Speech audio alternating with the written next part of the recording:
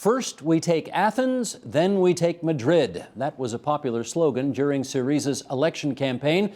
To be sure, other Eurozone members are watching closely. Joining us now for more on what the election means for Greece and the future of the Eurozone, in London, UK, Maria Margaronis, contributing editor with The Nation. And in New Haven, Connecticut, Stathis Kalivas, political scientist at Yale University. And as I welcome both of you to the program and thank you for joining us, let me start by quoting Martin Wolf from the Financial Times, who had this to say just the other day. Nobody can be surprised by the victory of Greece's left-wing Syriza party. In the midst of a, quote, recovery, unemployment is reported at 26% of the labor force and youth unemployment at over 50%. Gross domestic product is also 26% below its pre-crisis peak. Spending by Greeks on goods and services has in fact fallen by at least 40%. He actually had that to say going into the election, so his prognostications of what would happen seem pretty bang on. Stathis, let's start with you. The coalition of the radical left, Syriza, won 149 of the 300 seats in the Greek parliament. Can you give us some idea of how they managed to overtake the other more mainstream parties, which have obviously had more seats in every election in the past? Well, there are two explanations for that. The first one is the most obvious one, the one that has been stressed by almost everyone. And this can be summarized in one word, which is pain, or in other words, austerity. People have been experiencing a quite tremendous decline in their standards of life, high unemployment, lower salaries, higher taxes. As a result of that, they've been very disappointed, they feel exhausted, they wanted to try an alternative to see whether it's going to produce anything better for them. So that's one explanation, and as I said, most people emphasize this one, and it is correct. There is, however, another argument to be made, trying to understand why this particular party, the coalition of the radical left, has emerged among the quite crowded field of anti-austerity parties. And the second word that I want to emphasize, which is not stressed so much, is populism. Syriza is using a language that is very familiar to voters in Greece. It's the language of the Socialist Party PASOK of the 1980s, however, a time that's associated with economic development and more prosperity.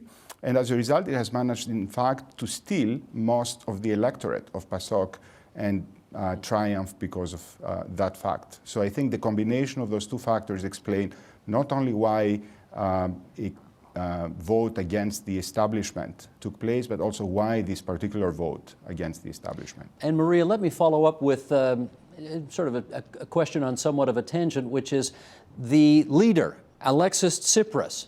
He's very young, he's very untested, and yet I've been watching the pictures coming out of Greece, incredible enthusiasm for him. Why do you think?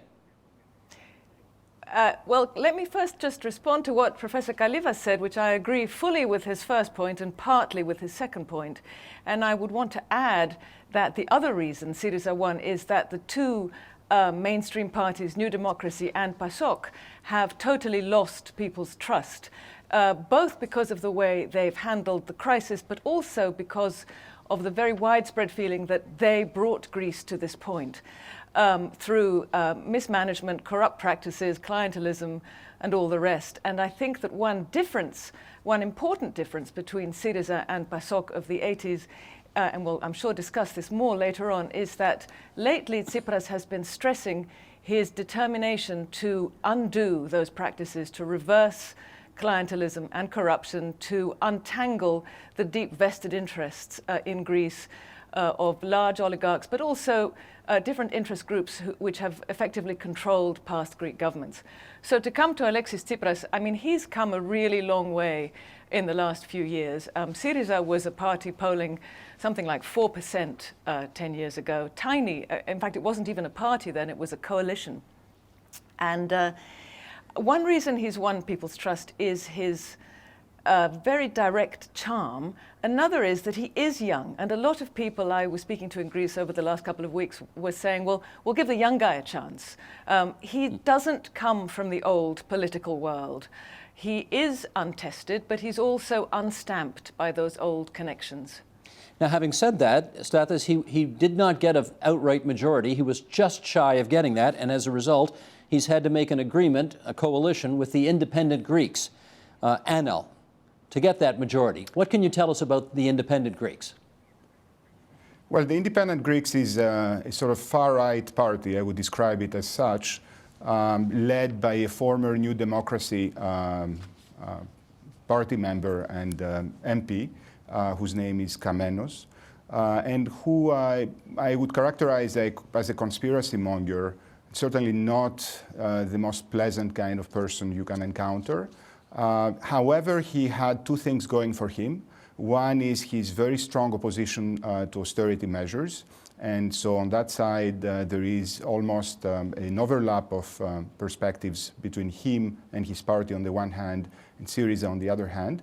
And the second thing is the very strong nationalism. And this is where I think understanding the context of Greek populism and how Syriza is actually connected to old Greek politics is not something that's completely new, makes a lot of sense. Syriza has also stressed the effect of humiliation that many Greeks have felt by being, in a sense, told by foreigners how to run their economy and being dictated in a way that very often feels very humiliating, how to repair things, not with a lot of success very often. So, in a sense, using this sense of insecurity and of humiliation that resonates with a very strong nationalistic sense is part of Greek politics for a very long time, and I think unites those two forces that on many other areas wouldn't seem to be very close. Okay, I understand how they're united, but for a Canadian audience, it would seem unusual for a far-left party and a far-right party, Maria, to get together at all, let alone have a marriage that works. How do you see this working? Yeah.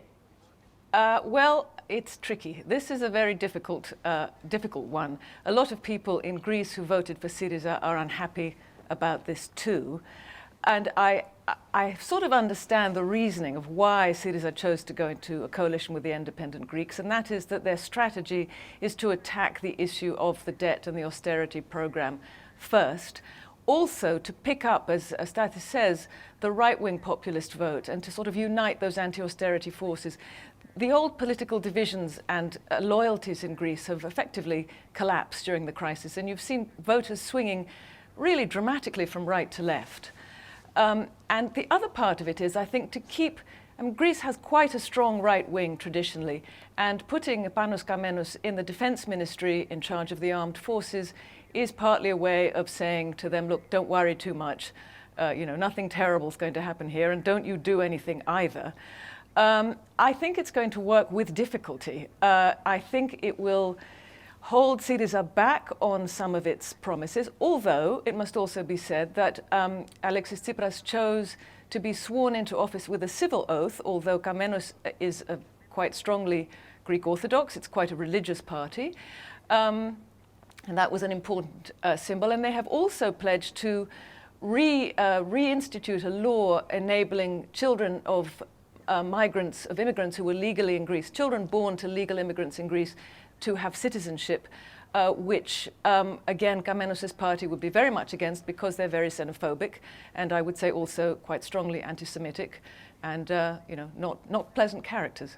Not pleasant characters. Well, let me follow up with Stathis on that. In a week where much of the world was watching the 70th anniversary of the liberation of Auschwitz ceremonies in Poland, we are reminded that the person we've been talking about, Panos Kamenos, said last year, well, he criticized Greek Jews for not paying their taxes, is the way he put it. How worried are you by his views on some of these kinds of issues? I'm very worried, and in fact, we got off to a bad start because it seems that the government has made a number of noises, in a sense, trying to undermine Greece's, the European Union's position vis-à-vis Russia's position on Ukraine. That is signaling a set of perceptions and ideas that certainly come from the far right, the idea that somehow Greece should be closer to Russia than it actually is, which worry me quite deeply. And I think that on top of it, Kamenos is a very unpredictable character, so things could go wrong in a variety of different ways sooner rather than later. The new foreign minister, I gather, Stathis, is very pro-Russian. Also from the independent Greek faction, Nikos Kotzias. How would his Actually not. No? All right. Straighten us out then. Yes, he's not. Yeah, he's not from the independent Greeks. He has a very strange kind of trajectory. Okay, explain. Maybe I've got it wrong.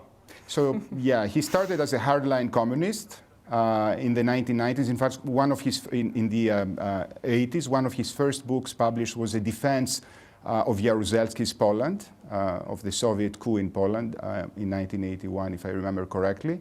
And then after the fall of the Berlin Wall, he left the Communist Party, wandered in the wild, and at some point he also became an advisor for George Papandreou before moving back and joining Syriza a few years back. So he has been around for some time, and he has this very strong combination of extreme nationalism on the one hand and deep Euroscepticism on the other hand, which characterizes this tradition of populism that you find in Greece. And Maria, what's his view on Russia? This is a very complex one, and again, I would partially disagree with Stathis. But I think Mr. Kotsias is not a member of Syriza, but he was certainly in George Papandreou's foreign ministry. Russia has a very complicated meaning in Greece. It's also an Orthodox country. The left have an old sentimental affinity or sympathy for Russia. The right have a different kind of sympathy for Russia. It's also become an increasingly important trading partner with Greece. I mean, Greek farmers export quite a lot of peaches to Russia, for example, so that one reason for not joining in EU sanctions was to get an exemption for Greek farmers to be able to continue exporting their peaches, which happened under the previous government. And I think we have a history of trying to walk this tightrope between East and West, which often doesn't turn out too well. But I would disagree with the argument that Syriza is a Eurosceptic party. They began as Eurosceptic. There are Eurosceptic elements in the party, but they've now been very, very clear that they see Greece's future as being inside the Eurozone. The statements about Russia and the sanctions against the Ukraine are partly, I mean, they see them as a reclaiming of sovereignty, an assertion of Greece's right to be a full member of the discussion at the table, not to have measures taken in its name without being consulted. They also do play pretty well at home, but it's very unfortunate, I think, for Greece's relationships outside with Europe and with the United States that this came up like this so quickly. And I don't think that was the government's choice. I think that happened because that's what was going on in Europe. And I think it's easy to misinterpret and exaggerate its importance. Stathis Kalivas, would you agree that the new government is not a Eurosceptic party? No, I wouldn't argue that the whole party is Eurosceptic. I argued that this particular person who became the Minister of Foreign Affairs is certainly one. And the fact that these kinds of opinions are expressed openly and these decisions are taken shows that there is an absence of coordination and is an absence of a clear policy line so far. It seems to me that because the government is so inexperienced, you get some of different elements that compose it going out and taking initiatives that may not necessarily reflect the common line of the government. But I would certainly say that what happened with regards to Russia was certainly, I would characterize it as a public relations disaster and certainly doesn't bode well. Maria, would you say that what's transpired over the past few days is as big a political shift in recent Greek history as anything we've seen? It's hard to say yet. I think people hope that it will be. I think that certainly the overthrow of the two mainstream centre-right and centre-left parties that have alternated in power since the fall of the dictatorship in 1974 is an enormous shift. And I think that will really change relationships, political relationships inside Greece. I think how big a shift it turns out to be, depends on a number of things, including what happens in relation to Europe. Because that will determine, in turn, what happens inside Greece and whether this government stands or falls to quite a large extent. And that will determine how much they are able to change things inside the country. And Stathis, the new finance minister, who's actually been a guest on this program a couple of times when he was merely a rock star economist, Yanis Varoufakis, he has said that he wants to go after the oligarchs to end the power that they now have over the country.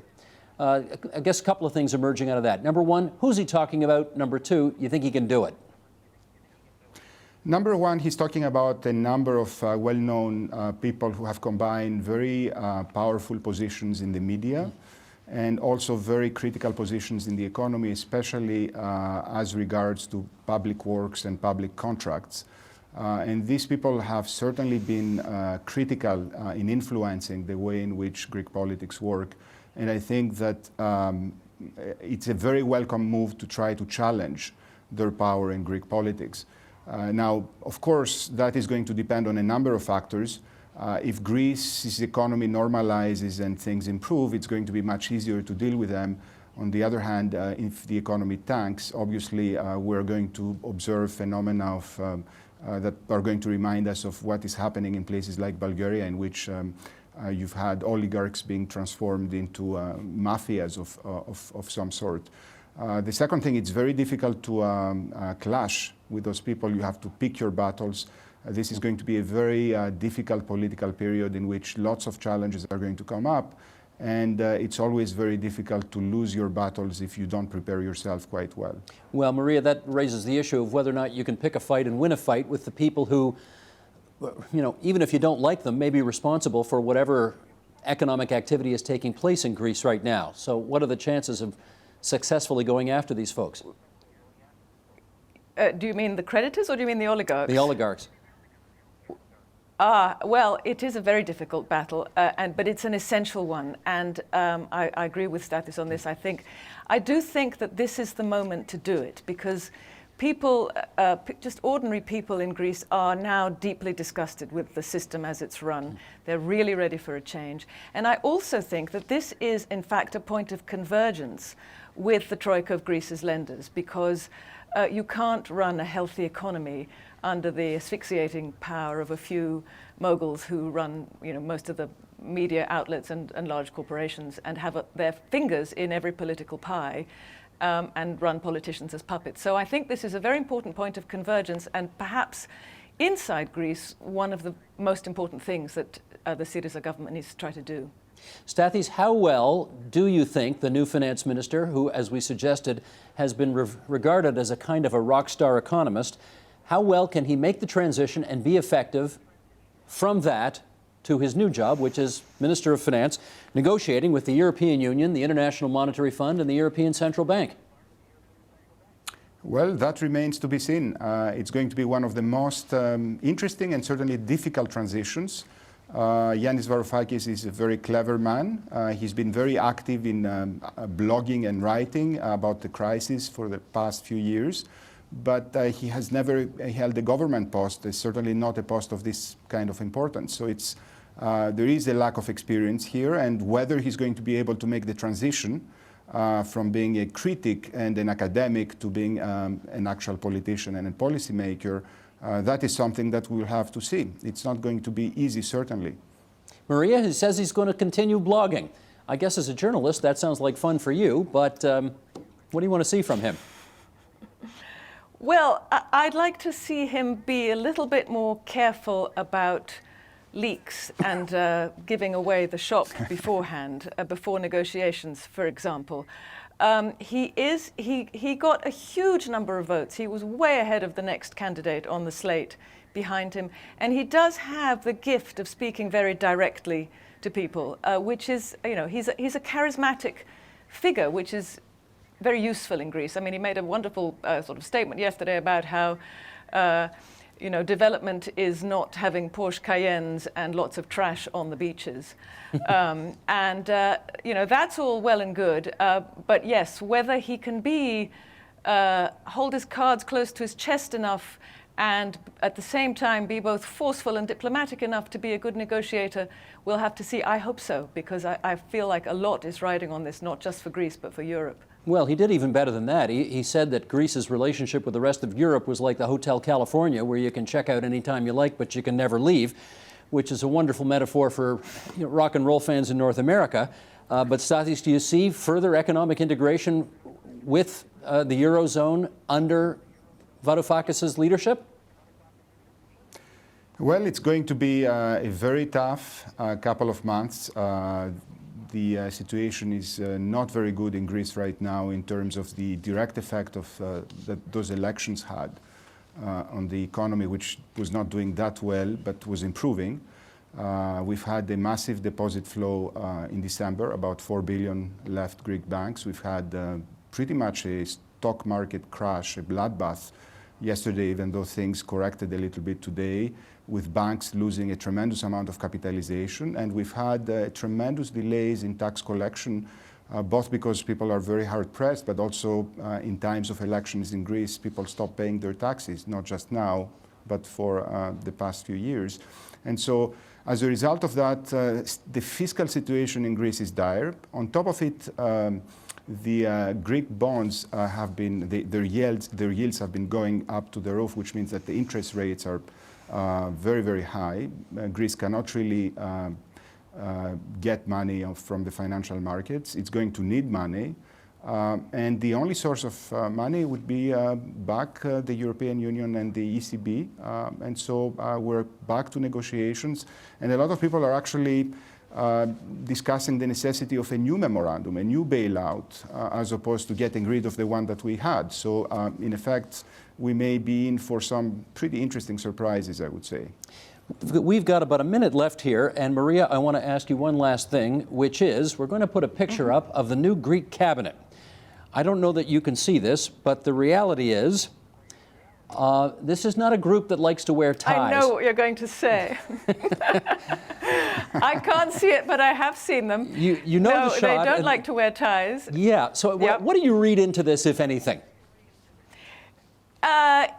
It's a new, more approachable, relaxed style of politics. We are some of you. I thought you were going to point out that there are very few women in the shot, actually, which is another thing worth remarking on, but that's just Greek politics. It's a different style, it's more relaxed, and it's more approachable. And they have made a real effort to be approachable to people. I mean, in the areas where Syriza has been in power in local government, people have felt they're more approachable and more user-friendly, let's say. So I think it's part of that. It's part of also new generation in power. We're not the guys in the suits who put the money in our pockets and run away with it. We're something different. Understood. It's good of both of you to join us on TVO tonight and help us understand this most historic election in Greece. Stathis Kalivas, Maria Margaronis, good of you to join us tonight. We appreciate your time very much. Thank you. Thank you very much. Support Ontario's public television. Donate at tvo.org.